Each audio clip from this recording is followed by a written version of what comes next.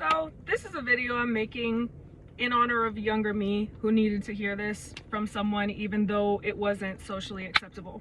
And also for my parents who raised me to wait for marriage, to be a virgin until I was married. So I trust the Holy Spirit to go ahead of this video and let his perfect will be done. But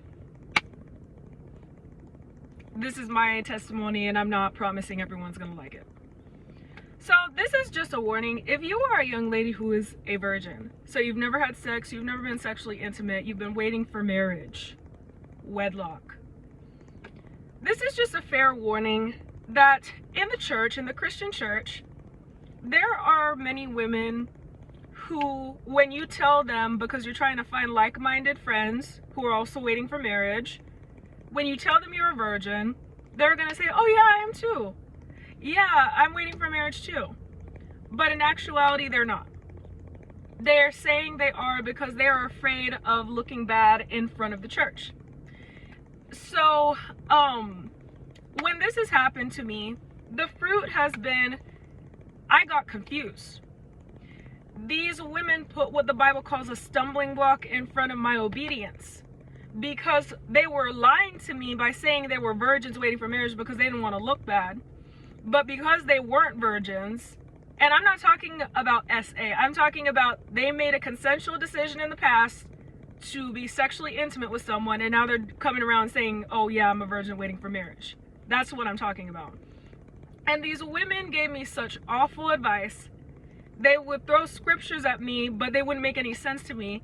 And the reason is because behind the scenes, their lives didn't reflect waiting for marriage. They didn't actually do what they testified that they did. So they were unequipped to mentor a younger woman to wait for marriage. And whenever this happened to me, my mother, who even though she didn't wait for marriage, was a virgin until she met my dad and they married after I was born. My mother could spot this immediately. She could spot when a woman was lying to me because she knew what it was like to be a virgin until she met her person, even though she didn't wait for marriage, and that's why she strictly raised me to do so.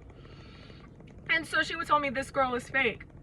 And one way or another, whenever my mother gave me this warning, and whenever that was coupled with the woman giving me, throwing scriptures at me, but the advice in actuality was not biblical, it would come out that the woman lied.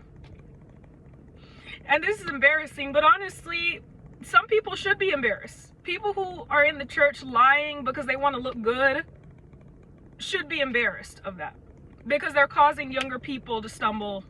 And the Bible warns against using your freedom as a believer to cause younger believers to stumble. So take it with a grain of salt, as my mother shares. But this is to honor my parents who did raise me to wait for marriage, because I need to know this when I was younger, and so I'm sharing it with you for that reason alone, to honor my parents.